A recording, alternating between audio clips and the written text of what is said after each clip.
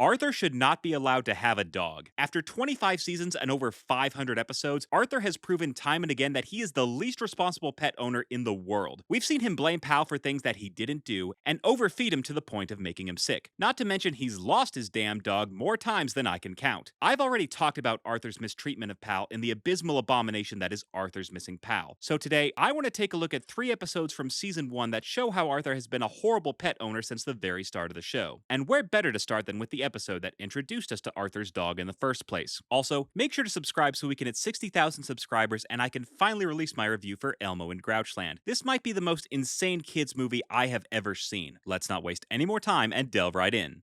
This video is brought to you by viewers like you. Thank you. Make sure to turn on notifications and help get this video to 5,000 likes. And I say, hey!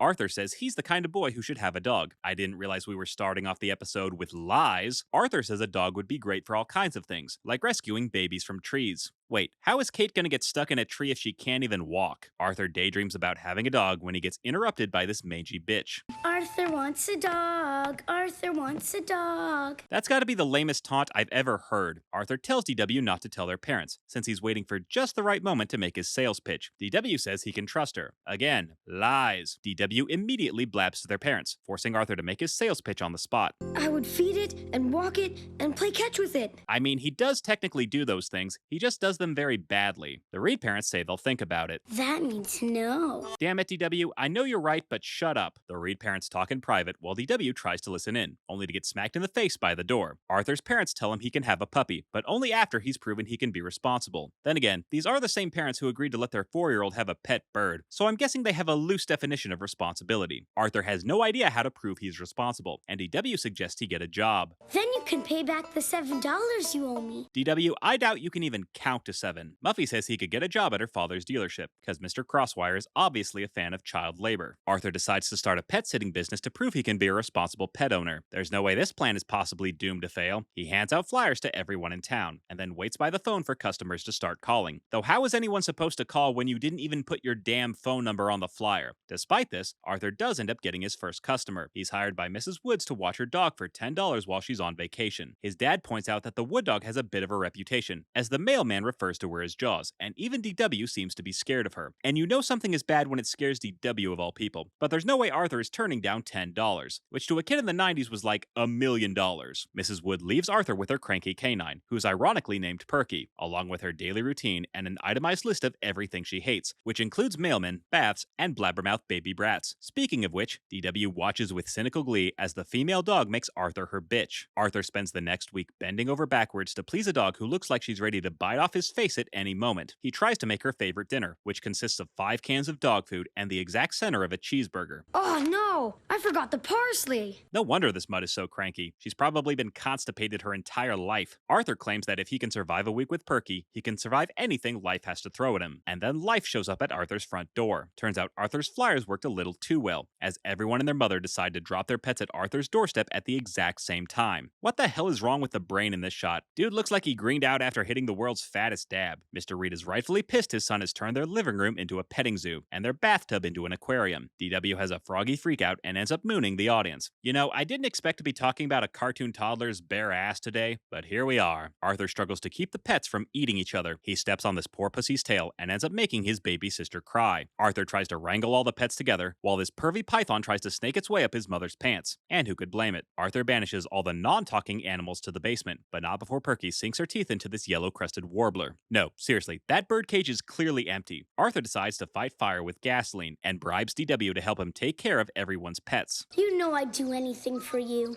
For money. Let's hope she takes better care of them than she did Spanky. Rest in peace, you fallen hero. Arthur takes Perky for a walk, and the mailman points out she looks bitchier than usual. Arthur claims he's done everything by the book, but starts to think he might just be a horrible pet owner. I could have told you that 10 minutes ago. I wreck dogs. Isn't that what Shane Dawson said about cats? Mrs. Wood is finally back from her vacation, and Arthur is happy to be rid of the malicious mongrel. But uh-oh, SpaghettiOs, Arthur can't find Perky anywhere. You're in trouble now. Not helping, DW. Arthur is mortified that he's lost the first dog he's ever cared for. Though this definitely wouldn't be the last time he pulled this crap. Mrs. Wood arrives at the Reed home, and DW wastes no time snitching out her brother. Guess what? Arthur lost your dog. Mrs. Wood nearly has a stroke, as she fears her poor pooch is lost out in the world. I feel sorry for the world.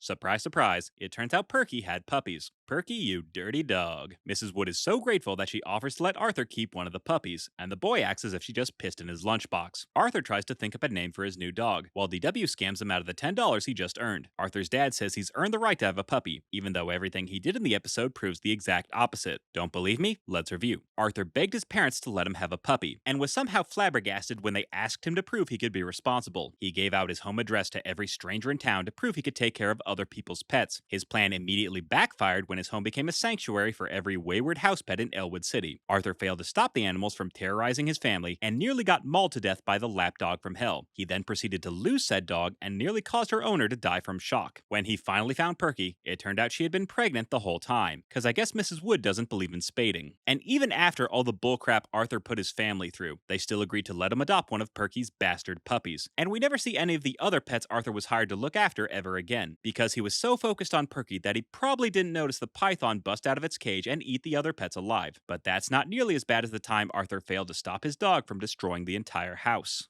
Arthur finally has a puppy of his own, but can't settle on what to name him. Arthur says a dog's name can affect his entire future. It's a dog. He doesn't give a shit what you call him. Arthur briefly considers naming him after his friends, and the dog morphs into three of the most cursed creatures I've ever seen. Oh, so they do know how to draw a bulldog correctly. Arthur finally settles on the name Pal, cause I'm guessing buddy and friend were already taken. I'm not your buddy, friend. He's not your friend, guy. DW teases Arthur for writing Pal's name on his water bowl, even though the dog can't read, which feels like the pot calling the kettle black. DW claims Pal is a stupid name. He looks like a Frederick. I think we have enough cartoon Freds already. DW says Pal is so stupid it'll take her brother forever to train him. I'll be in college by then. Will not. He's right, DW's never going to college. Arthur thinks his dog is a genius. He says he can train Pal to do every trick in the book. He's already mastered turning water into piss. Arthur rushes to keep his dog from staining the new rug. He introduces the puppy to Francine, and Pal tries to destroy her bike. Though I'm honestly not that upset about it, Arthur brags that he's going to train Pal to be the best pet ever. And even his dog knows he's full of crap. But I'm gonna teach him to flip through the air and catch frisbees upside down. The hell you will! Francine says he'd better train him fast. Otherwise, he'll end up like her cousin's dog who got sent to live on a farm. Do you mean like Lassie or Old Yeller? Pal is so wound up that he completely forgets to pee, until he gets back in the house. DW says Arthur should change the dog's name from Pal to Puddles, like the one he's going to drown her in if she doesn't shut her big fat mouth. Arthur spends the next 2 hours trying to train Pal, but only teaches him how to bark on command. Clearly, Arthur was not meant to be a teacher, like his father's boyfriend. Arthur tries to set up Pal's dog bed in the garage, until he realizes it might be a bad idea to leave a puppy alone in a drafty room full of nightmare fuel. Arthur begs his dad to let Pal sleep inside, while the restless puppy tries to make a baby with Arthur's leg. DW points out Arthur is better at begging than his dog. She gathers every newspaper in the house so Pal won't drown in his own urine. Arthur turns his back for 2 seconds, giving Pal enough time to run upstairs and bite DW's foot off. This dog is starting to grow on me. How? Let her have it. Yeah, let her have it. Arthur's dad sets up a dog gate in the kitchen, while DW nurses her shoe like the child she'll never have. I thought I was gonna have a heart attack, Daddy. Well, next time, make sure you do. Things finally seem under control until Pal wakes up the whole house at 3 in the morning with his whiny ass howling. Arthur decides to enable his dog's bad behavior by agreeing to stay in his pen until he falls asleep. Mrs. Reed tells him to make sure the pen stays locked, and guess what Arthur forgets to do? Arthur instantly falls asleep, and the dog takes advantage of his owner's incompetence to turn the living room into his own personal chew toy. So this is why Bob Barker wanted everyone to snip their pets. Arthur wakes up to find the dog has flooded the house in a river of pee and poop. Not only that, but Pal somehow managed to fetch the soap from the upstairs bathroom for a midnight snack. I'm hoping those are dog hairs on the soap. Arthur starts to doubt his abilities as a dog trainer. Buster says he once had a puppy, until his mom gave it away while he was at school. What the fuck, Bitsy? First his dad and now his dog? Stop giving away everything your son loves. Arthur's parents tell him he needs to keep Pal in the garage until he's trained, but Pal says nuts to that, and the crafty canine hides the key in the one place he knows nobody will ever find it. His ass. Things get worse after Pal goes ham wild on a tray of ham roll-ups. Mr. Reed says if Arthur doesn't train Pal by the end of the week, they'll have to send him to the farm upstate. Again, I really can't tell if that's a euphemism. Arthur finally gets serious about training his dog. So serious, in fact, that he goes through a whole Rocky training montage. Arthur decides to show his family Pal's progress with a backyard sideshow. This is gonna be a disaster. She's just jealous she didn't get to be the opening act. By some miracle of fate, Pal manages to behave himself as he obeys every one of Arthur's commands. Pal, come. The Reed parents are impressed and agree to let Pal stay in the house, cause I'm guessing 2 minutes of tricks negates 2 weeks of unbridled chaos. The episode ends with Pal shitting out the garage key right before he tackles DW to the ground. I guess he is a good boy after all. So as you can see, not only does Arthur know nothing about taking care of dogs, but he barely knows how to keep a puppy from destroying his own house. Arthur spent the whole episode making excuses for his dog's bad behavior. He failed to keep his temperamental puppy from using the kitchen as a porta potty and the living room as a scratching post. He only got serious about training his dog after his father threatened to send him to the farm in the sky. And even after he finally managed to teach his dog a couple tricks, he still never house-trained Pal, ensuring the Reed home will smell like a litter box for years to come. But that's still not as bad as the time Arthur made Pal sick by feeding him DW's wiener. Arthur says he's taught Pal plenty of tricks in the short time they've been together, like wrecking hose until they squirt in your face. Pal picks a fight with another puppy and quickly learns why you don't fuck with Mama Bear. I told you to heel! That Doberman's just lucky Pal's mom wasn't there. She wouldn't have stood a chance against Perky. It's breakfast time, and DW chews out her brother for giving pancakes to the dog. Arthur's feeding pancakes to the dog. Maybe mind your own damn business, DW. We then see Arthur in the treehouse as he tries to teach Pal how to read, which seems more futile than trying to teach DW table manners. Arthur decides it's a good idea to feed his dog Halloween candy that's older than his baby sister. The two get called in for lunch, and Mrs. Reed warns her son to stop giving table scraps to the damn dog. Pal refuses to be ignored and sinks his teeth into DW's lunch. And that's when DW starts screaming, "The dog's got my wiener! The dog's got my wiener!" Arthur doesn't do a damn thing to stop Pal from deep-throating his sister's sausage in one swallow. DW swears vengeance against the mangy mutt, as she vows to teach Pal a lesson he won't soon forget. Later that afternoon, Arthur is mashing his bits together when he finds Pal is as sick as a dog. Oh, that's why they call it that. The pukey puppy sounds like a car horn underwater, and the Reed parents suggest taking Pal to the vet. Francine claims her aunt's iguana escaped from the vet and has been pulling a secretive nim ever since. Arthur worries the vet will want to operate on Pal. Would you like a blindfold? So that's what happened to Drake's power saw. Arthur and his dad head to the vet, where we see this poor boa has tied herself into a constrictor knot. Sue Ellen also claims her snail is feeling sluggish. Hardy har har. Turns out Pal will need to stay the night, and Arthur worries his dog is doomed. DW claims this is the perfect chance to get a good dog. She later apologizes for her mean joke, which goes about as well as you'd expect. I felt the same way when my bird died.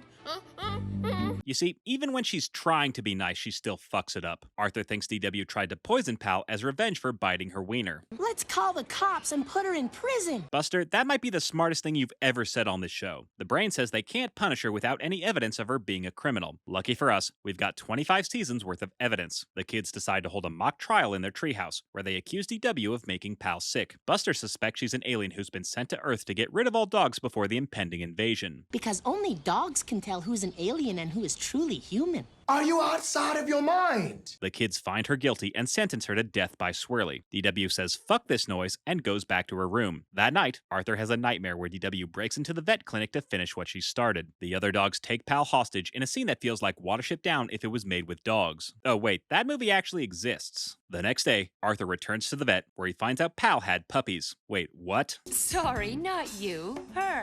Oh, that makes way more sense. Turns out Pal is back to normal, after a night of the worst indigestion you could imagine. The vet scolds Arthur for making his dog sick with all his junk food, and tells him to stop giving Pal table scraps. And if you ate all that, maybe you should get your stomach checked too. Damn, Doc, why not just call the kid fat while you're at it? Arthur walks home from the vet by himself, cause I'm guessing kidnappings weren't that big of an issue in 1996. Arthur sheepishly admits it was his fault that the dog got sick, and offers a half-assed apology to his sister. And I'll try to convince Buster you're not an alien. DW vows she's still gonna teach Pal a lesson he'll never forget. What, are they taking him to get fixed? Turns out DW got a dog training book from the library, and forces Arthur to read it to her so she can teach the pooch to quit being a mooch. Pal says screw that and slips out of his collar. But Arthur doesn't seem to care, cause I mean it's not like he's gonna run away, right? Right. Let's review. Arthur insisted on feeding his dog every bit of junk food he could get his hands on, even after his parents repeatedly told him not to. He did nothing to stop Pal from eating his sister's meat, and was somehow surprised when his puppy got sick. He instantly assumed DW was at fault, which is the right instinct 99% of the time. He forced her into a witch trial and tried to bully a confession out of her. When it turned out it was Arthur's fault that Pal got sick, he only offered DW a very timid apology. And even after everything he went through, Arthur still allowed his dog to run around outside without his collar, because I guess he wants Pal to run away at this point. So, F you DW for bullying Pal and swearing vengeance against this poor puppy. And of course, for being the absolute worst pet owner in the history of Elwood City, F you Arthur Reed. Thanks for watching, everyone. Let me know in the comments which cartoon brat you want me to tear into next. If there's a specific episode you want me to cover, consider becoming one of my top tier patrons to commission a review for my channel. Thanks again for watching, and I'll see you all next time. And I say, hey, what a wonderful kind of day. If you can learn to work and play and get along with each other.